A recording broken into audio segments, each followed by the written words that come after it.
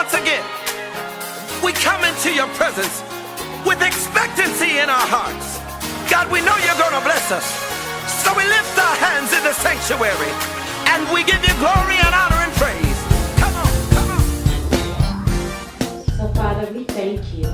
We come to you this morning, God, on behalf of all of those that are striving for Zion and are wounded in the process. God, we come before you, standing in the gap for the wounded warriors that are carrying other people and barely making it themselves, God. You see all, you know all, so how we feel don't take you by surprise. So we surrender not only our will in exchange for yours, but we surrender every broken place. You are a God that heals and that mends and that encourages and that saves, God, and destroys every yoke. So we lay it before you today, asking that you would do what no other power can do, and that's be God. Be God in every prayer warrior. Be God in every wounded place. Be God in every broken spirit. Be God and mend what is broken. You are a God of broken pieces. You can heal what no other power can do. So we lay it before you, God. And as we minister to your people, we ask that you will minister to us so that we won't be weary in well-doing. We won't give up in the name of Jesus. Heal those that have no words on today. Heal those that have only tears. You say those that sow in tears will reap in joy. So we calling them joy today. Joy like a river that floods our soul. Do it, God. Because if you don't do it, it won't be done. So we thank you for every hearer on today. We thank you that joy comes in the morning. We thank you that healing comes in the morning. We thank you that you are a dependable God. Thank you. Thank you. Let your healing virtue fill every room, fill every car, fill every cubicle, fill every heart. I pray that words will be restored, relationships will be mended, not with people, but God, with you. We can't do nothing till you come. We're standing right here, right now. We can't move until you move us. We're waiting on you, but you're waiting on us. Thank you for your mercy and your grace. We call healing ours because you said it's the children's bread. So we eat of your table today, and we thank you.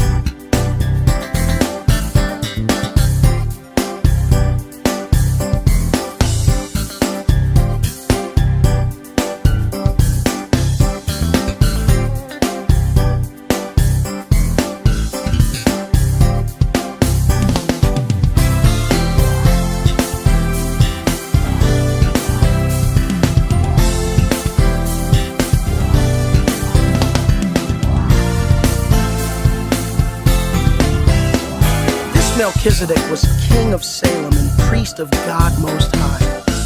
He met Abraham returning from the defeat of the kings and blessed him. And Abraham gave him a tenth of everything. First, the name Melchizedek means king of righteousness. Then also king of Salem means king of peace. Without father or mother, without genealogy, without beginning of days or end of life, resembling the Son of God, he remains a priest forever.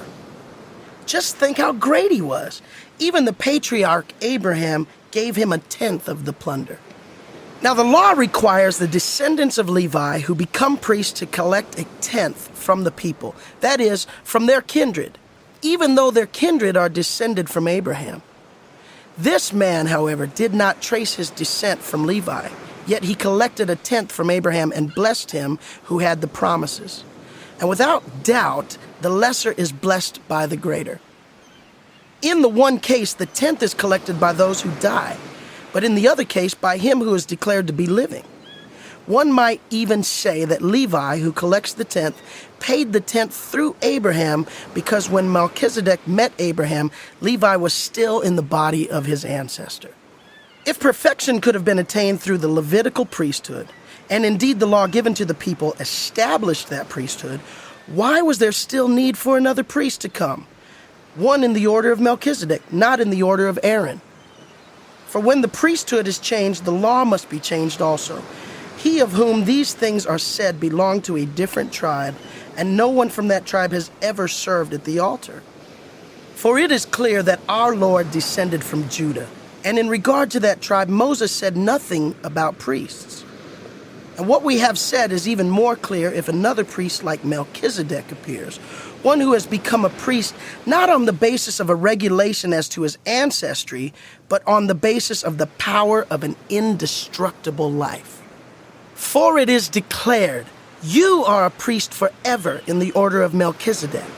The former regulation is set aside because it was weak and useless, for the law made nothing perfect, and a better hope is introduced, by which we draw near to God. And it was not without an oath. Others became priests without any oath, but he became a priest with an oath when God said to him, "The Lord has sworn and will not change his mind. You are a priest forever." Because of this oath, Jesus has become the guarantor of a better covenant. Now there have been many of those priests, since death prevented them from continuing in office. But because Jesus lives forever, he is a permanent priesthood. Therefore, he is able to save completely those who come to God through him, because he always lives to intercede for them.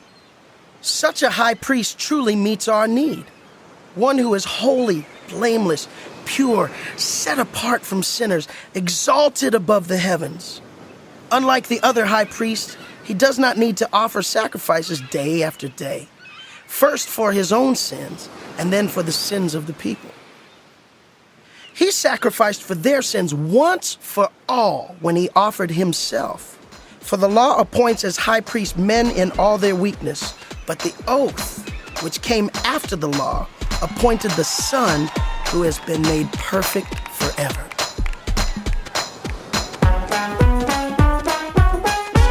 Might as well put your hands together.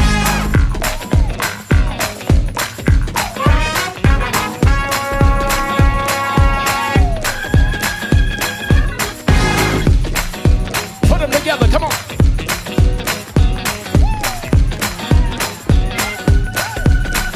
Put them together.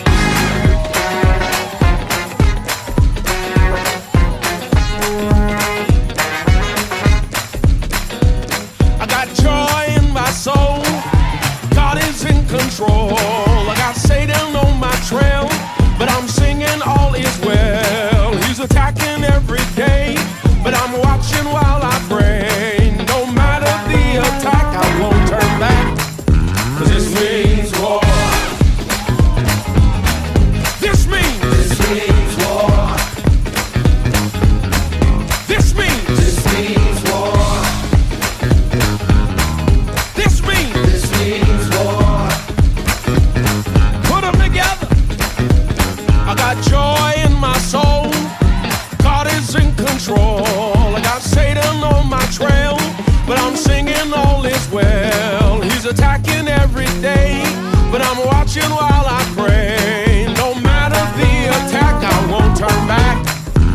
This means war. This means war.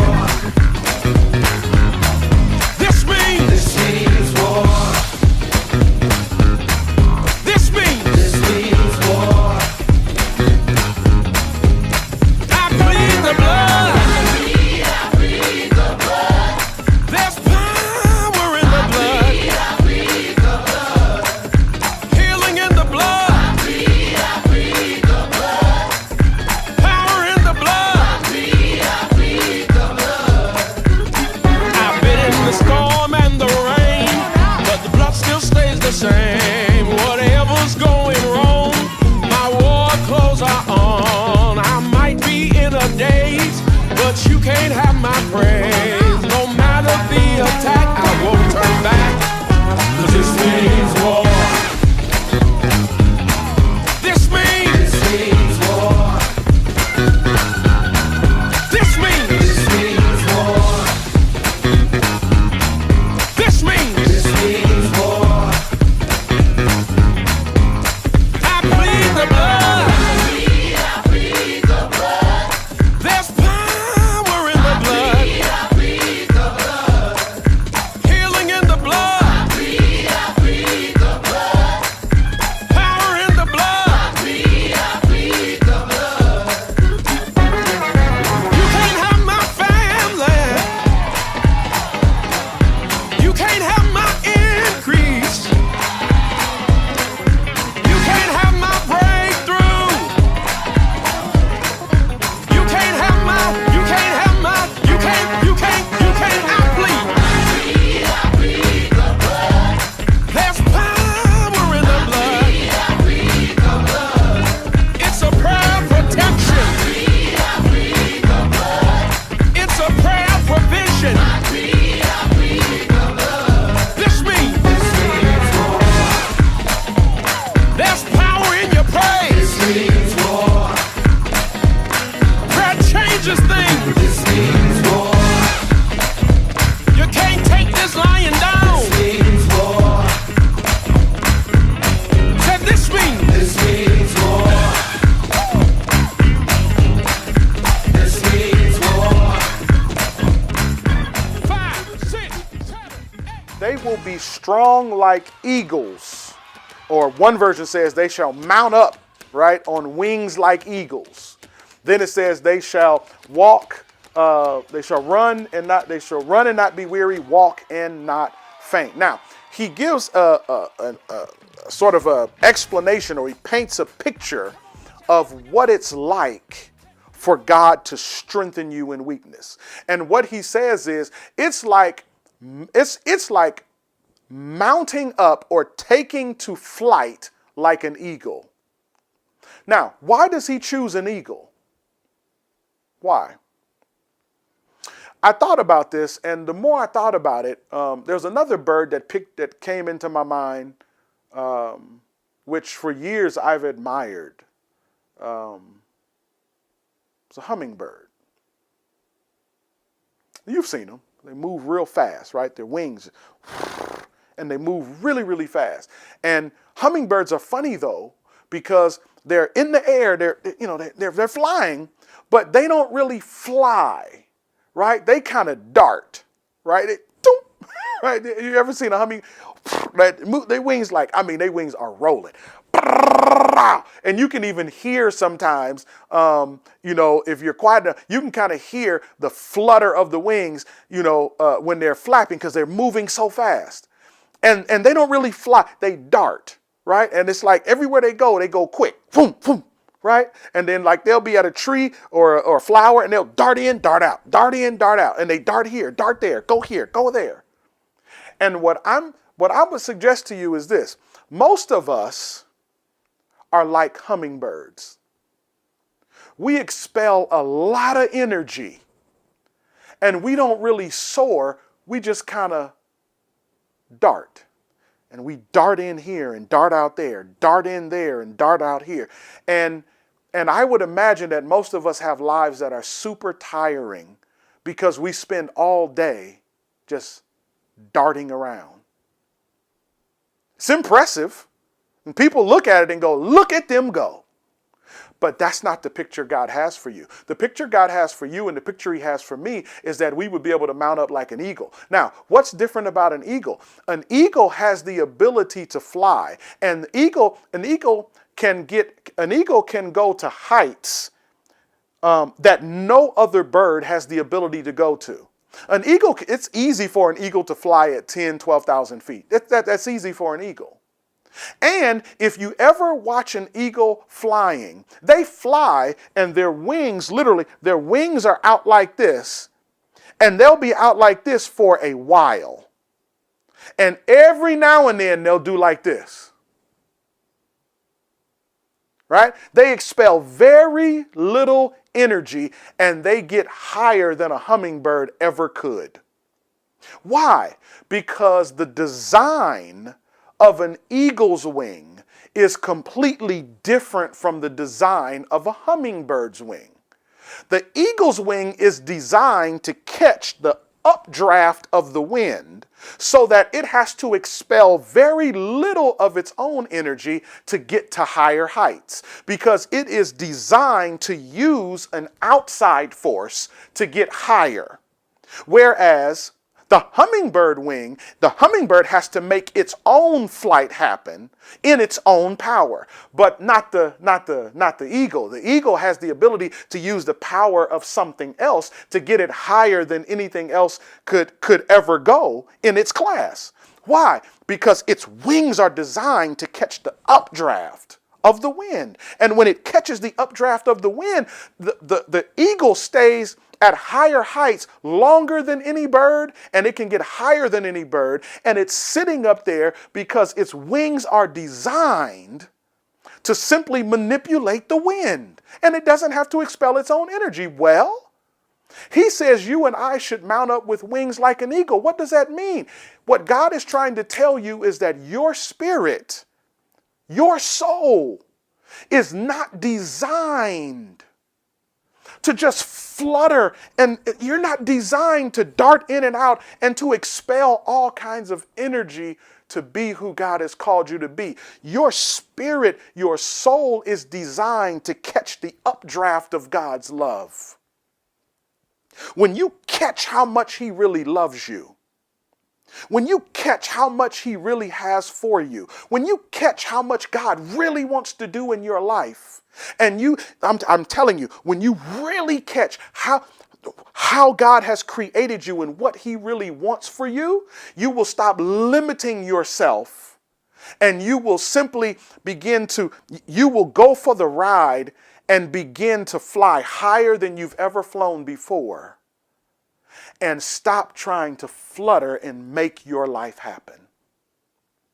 And you'll use a little bit of energy, and God's love will take you higher than you've ever been before.